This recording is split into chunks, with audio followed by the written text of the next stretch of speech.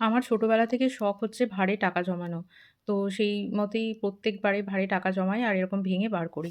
তো এই ভাঁড়টা আদি খুব সুন্দর কিনেছিলাম আমি। তো এই ভাঁড়টার আদি কি করেছে দেখো, চোখ, নাক সবকিছু একবারে ভেঙে চুরে দিয়েছে। আসলে ওর এটা খুব পছন্দ ছিল। ও এটাকে নিয়ে ঘুমাতো, খেলতো, সবকিছু করতো। তাই ভাবলাম যে এটা তাহলে ভেঙে দিই, এটা দেখতেও ভালো লাগছে না, আবার নতুন একটা কিনবো। তাই এটাকে আজকে ভাঙা হচ্ছে। এই যে ভেঙেছি, এখন দেখি এর মধ্যে কত কি পাওয়া যায়। এখন আমি তো কাউন্ট করে তো কেউই ভরে না। তো এখন দেখি কাউন্ট করে কত কী পাওয়া যায়। আর এটা দিয়ে কি করি অবশ্যই তোমাদের সাথে শেয়ার করব। এখন দেখি এটা থেকে কত কী বেরোয়। তো এই ভাঁড়টা কিন্তু খুব সুন্দর ছিল। আবার নতুন একটা আজ আজ হোক কাল হোক একটা গিয়ে একটা কিনে নিয়ে আসবো।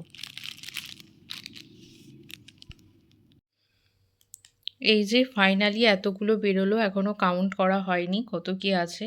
কাউন্ট এখন করব। তো এতগুলো এখন বেরিয়েছে, দেখা যাক। বেশি তো হবে না, খুব একটা বেশি হবে না। যা আছে মনে হয় একটু কম সময়ের মধ্যেই হবে। দেখা যাক কত বেরোয়, অবশ্যই তোমাদের সাথে শেয়ার করব। তারপর আদির পাপা অফিস থেকে আসার পর চলে গেছিলাম মিও মোড়ে, কারণ মিও মোড়ের ওদের 33তম জন্মদিন ছিল সেদিন। তো সব কিছু যা পেস্ট্রি যা নেওয়ার ছিল সবই 33 করে প্রাইস পড়েছিল। তো এতগুলো পেস্ট্রি নিয়ে আসা হয়েছে, আরও কিছু কেক নেওয়া হয়েছে যেগুলো আমার ভিডিও তোলা হয়নি। তো তারপরে স্যান্ডউইচ ছিল, অনেক কিছু ছিল যেগুলো নিয়েছিলাম। আর এই একটা বড় কেক নিয়েছি যেটা আদি খেতে খুব পছন্দ করছে।